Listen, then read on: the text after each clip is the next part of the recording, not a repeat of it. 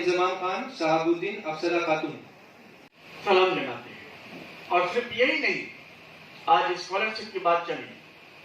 एक स्कॉलरशिप से कुछ नहीं होता है, लेकिन आज हमारे इसी स्कॉलरशिप को कह लेकर के हमारे हिंदुस्तान में स्कॉच आज हमारे दफ्तर को एनिवर्सरी पर गोल्डन अवार्ड दिया है। प्री मैट्रिक, पोस्ट मैट्रिक 43,10,000 बच्चों को हम लोगों ने स्कॉलरशिप देके स्कॉच ने गोल्ड मेडल अवार्ड किया है हमारे दफ्तर को, माइनॉरिटी दफ्तर। इससे बड़ी खुशी की बात नहीं हो सकती। इस तरह एजुकेशन पे ये अदारा काम कर रही है, सरकार के तरफ से क्या ताउन मिलेगा, पहले ये हमको बताइए। सरकार हर मामले में ताउन देने के लिए खड़ा रहता है, तैयार है। दूसरा नंबर, अभी आप लोगों को हम बहुत ज़्यादा अभी हमको फक्र हो रहा है। एक प्रोग्राम में गए थे अभी, खिलाफत वाली प्रोग्राम में, तो वहाँ बच्चों को जो स्कॉलरशिप जो है हम लोगों ने दिलवाया। मैं जावेद साहब ऑर्गेनाइज़ किया था, यहाँ निज़ाम साहब ऑर्गेनाइज कर रहे हैं। तो इन लोगों को मैं खास तौर पर दिल का शुक्रिया अदा करता हूँ, इन लोगों का, इन लोगों को मुबारकबाद देता हूँ।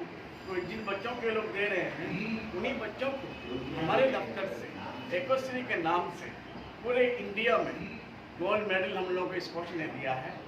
43,10,000 बच्चों को स्कॉलरशिप देने की वजह से 3 साल का प्रोग्राम को लेकर के वो लोग अवार्ड दिया है।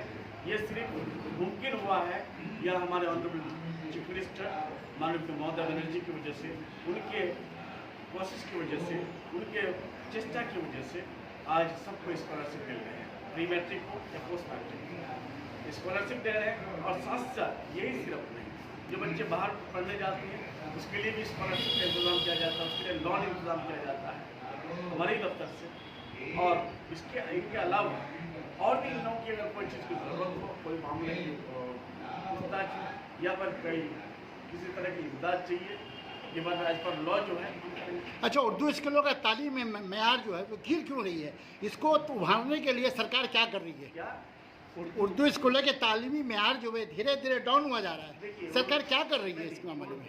उर्दू का मामला थोड़ा सा ये आया है, इसको हम एडमिट करते हैं। कारण क्या है, जो 100 पॉइंट रोस्टर हुआ है, ये गवर्नमेंट ऑफ इंडिया ने किया है, उसको हम लोग चेंज नहीं कर पा रहे हैं। उनके ऑल्टरनेट ढूंढने के लिए हम हमारा निजाम समीम साहब कई मरतबा हमारे पास आए उनकी टीम को लेकर के, मैं उसके बाद हमारे नदीमुल हक साहब उर्दू अकेडमी के वाइस चेयरपर्सन, उसके बाद हमारा बॉबी यकीन साहब हमारा मेयर और ऑनरेबल मिनिस्टर, हम लोग सारे लोग रात को उसमें हमारा education minister, honourable education minister, हमारा 2-3 सेक्रेटरी को लेकर के ये फाइंडिंग्स में चल रहा है, फाइंड आउट होगा, ये सोल्यूशन होगा। सर एक छोटा सा सवाल, मौजूदा हमारा अभी हमारे पास तालीम के अलावा हमारे पास कोई ऑप्शन नहीं है। तालीम अगर हमारे पास आ जाती है, एजुकेशन अगर हम एजुकेटेड हो जाते हैं, हमारा बिजनेस स्टार्ट हो जाता है। और जब बिजनेस स्टार्ट हो जाएगा तो हमारे जो कल्चर, जो मजहब, जो हम जिसको लेके हमारा आइडेंटिटी है, वो उनको बचाने में हमें मदद करेगा। इसलिए तालीम याफ्ता होना आज की डेट में निहायत जरूरी है। और तालीम के लिए हर गार्जियन, हर बच्चे को हमारा रिक्वेस्ट है, हम खुद टीचर हैं, जो बच्चे पढ़ना चाहते हैं उसको पढ़ाने की कोशिश करना चाहिए। कोई नहीं पढ़ना चाहता है अगर, तो काउंसलिंग होना चाहिए। आज हमारे मदरसा दफ्तर में मदरसा के लिए जहाँ 30% बच्चे जो है गैर मुस्लिम हो रहे हैं, 30% टीचर भी 30% गैर मुस्लिम होते हैं। वहाँ हम स्नैप को बुला करके मदरसे के टीचरों का 100 हेड मास्टर, 100 असिस्टेंट टीचर, इन लोगों का पहले काउंसलिंग हुआ स्टेप के।